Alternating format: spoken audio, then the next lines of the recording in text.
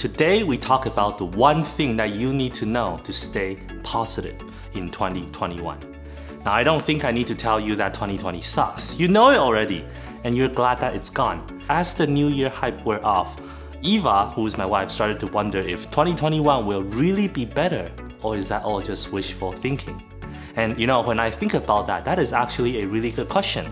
Because if the vaccine really takes most of the year to roll out, then COVID is not going away until at least the end of the year. And then who knows what else might happen in the meantime. So how can we stay positive even when all the bad things are going on?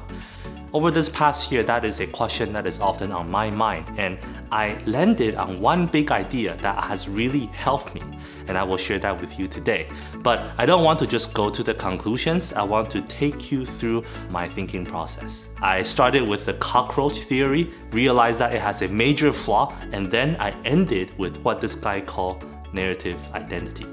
So make sure you stay until the end. Sundar Pichai, who is the CEO of Google, once told a story about a cockroach in a restaurant. It flew in one day and then sat on a lady. She started screaming and jumping around.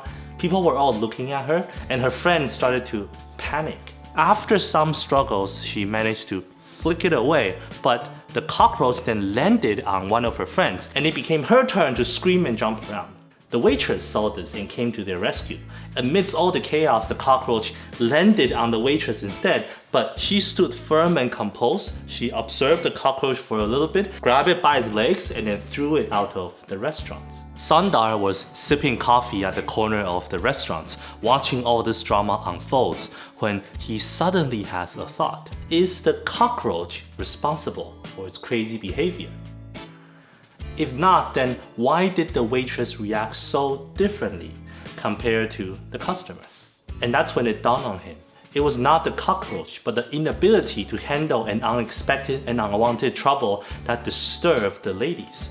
And he realized that this is also true for his own life. It's often not the shouting of his father, of his boss, or even his wife that disturb him. It's not the traffic jam that upset him in the morning. It's his inability to manage his reactions to the unexpected troubles that make him anxious and down. People call this the cockroach theory. Basically, if you want to enjoy inner peace and stay positive in life, then focus on the things that you can control and worry less on the things that you cannot control. Try to shift the focus from the unexpected trouble, which is out of your control, to your response to it, which is within your control. But how can you actually worry less about the things that are out of your control? That is the multi-million-dollar question. One good way is to lower our expectations in life. It's a stoic-like mentality. When it comes to the pandemic, even though it took away so many things from our life, when we learn to lower our expectation, we seem to handle the pandemic much better. For example, Eva and I would travel once a year to Europe and Asia, but that's obviously not happening this year. If we see this yearly travel as the highlight of our year and the thing that we most look forward to, then this would be quite devastating, right? But if we don't even have an expectation to travel in the first place, or if we just lower our expectation on this trip, then we are gonna be at peace and we can stay positive. To be honest, Eva and I have been very lucky this pandemic. We faced some struggles during the early moments of pandemic when Eva was laid off. You can watch her story right here. But overall, we have been very fortunate, and many of our friends had it much worse than we did. High school students missed out on their prom, which is like a once-in-a-lifetime experience, University students are missing out on an authentic student life on campus, and they only get 4 years to do it to begin with. Some people missed out on their wedding, and some people missed out on the funerals of their loved ones. Some lost their business, and some are going through a mental health breakdown. The cockroach theory, I think, might work on things that are nice to have in life. But when it's about love, family, friendship, or something that's just really important and foundational to happiness in life, there is a huge risk to cockroach theory. When we lower our expectations on those things so that we don't get hurt as badly, at the same time it often makes us cold and distant. In the process of not trying to get hurt, we become unhurtable, unbreakable. And I'm not sure that it's a good thing because that often means we enjoy life much less. Do you guys agree? What do you think? Do you think this trade-off is unavoidable in the end? Or am I missing something? If you consider yourself a stoic and lowering expectation is how you stay positive in life, then I would love to hear your thoughts, so comment down below to let me know. For me, I wanted to look for another way, and I came across a psychologist named Dan McAdams on TED Talk. Professor McAdams talked about a concept called narrative identity. He noticed that although we all face difficulties in life, some people take it really well and use that as fuel. Some people detach themselves to find peace, and some people are crushed and they don't recover. And he was asking, why is that? He said, all of us tell a narrative about ourselves. It's a narrative about who we are, what we want to achieve, and what we believe will make us happy in the end. And depends on what narratives we tell about ourselves, we interpret life differently and handles the troubles and the different life events differently. This is how I understand it. One of my favorite TV shows is Suits. It's a story about a powerful law firm in New York. And one of the main characters, Harvey Specter, has never lost a case in his whole life. And in the first ever episode of the show, Harvey wanted to hire an associate. So he had an interview day with a bunch of Harvard Law students. When all those law students were sitting in the waiting room, they looked so nervous and uptight and intimidated. Because think about what's going on in their head at the time. They work hard all their life to get into the best law schools in the entire world. And now they have the chance to work at the best law firm from the best closer in New York City. They told a narrative about themselves that made this interview the defining moment of their life up until that point. So when they failed miserably, they were crushed, they were embarrassed, and they were depressed. Then enter Mike Ross, a brilliant guy with photographic memory, but who kept making bad decisions after bad decisions at this point in his life. That day, he was actually running away from 2 police officers who were pursuing him because Mike was dealing illegal drugs.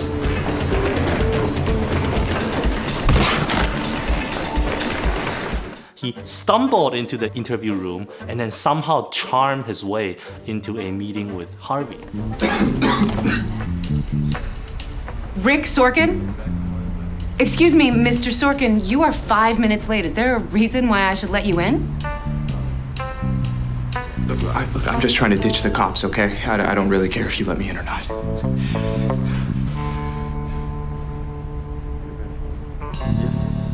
Unlike a typical Harvard student, Mike just wanted a safe place to hide from the police. So his intellect and his personality just shined through that interview.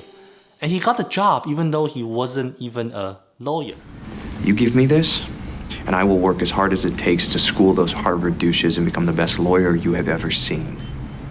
I'm inclined to give you a shot, but what if I decide to go another way? I'd say that's fair. And sometimes I like to hang out with people who aren't that bright. Just to see how the other half lives. Move over. I'm emailing the firm I just found our next associate. It's the same interview, it's the same life events, but when you tell 2 different narratives about your life, it results in 2 different ways to handle it. When I started thinking this way, I realized the way to handle the unexpected troubles is not by lowering my expectations, but rather it's by changing the narratives that I tell about myself. So, what narrative do you tell about yourself? Who would you say you are, and what is the purpose of your life that you believe will bring true happiness? If you are a millennial or Gen Z, you might resonate with this particular narrative that I'm about to share. Many young people today believe the most important thing in our life is to discover who we truly are and to find out what makes us happy. And when we find it, we must believe in ourselves and then do what makes us happy and true to ourselves, no matter what the society tells us. You might say that I am an activist, I am a traveler, I am a queer person, I am an athlete, I am a smart guy, or I am a compassionate guy. Now, of course, humans are complex, so your true self will consist of a multitude of things. But as you gradually discover who you are, you must live that out and be true to yourself. You must pursue happiness on your own terms. And if anything stands in your way of achieving that, then it is unfair, it's unjust, and it's harmful. But to be honest, I think this narrative has really failed us as a generation because it cannot handle suffering and disappointments. When an unexpected disasters like COVID hits, it's very devastating. I mean, you can try to push back and go protest on the streets. It takes away our travelings, our sports games, our desire for justice, our chance to find a partner to satisfy your sexual desires. It takes away our meaning in life completely. And I think the only reason to still believe in this narrative after COVID is if you are a loner who is perfectly happy to stay in your room and never leave. Because if that's you, then COVID, I think, actually made your life better. But for most of us, the idea that life is about finding who we are and being true to ourselves, I believe has brought so much unnecessary harm to our generation. It makes us depressed and it makes us weak, and I think it needs to stop.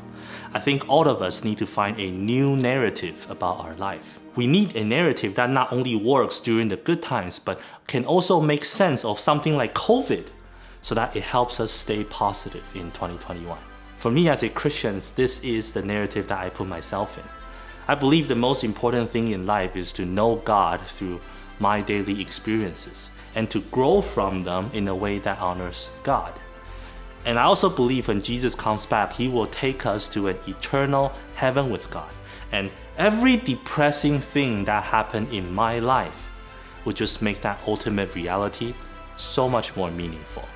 When I identify with that narrative, there is nothing in 2021 that can take away my hope, because all the troubles and all the difficulties would actually enhance my meaning in life. When life is good, I do what I'm supposed to do.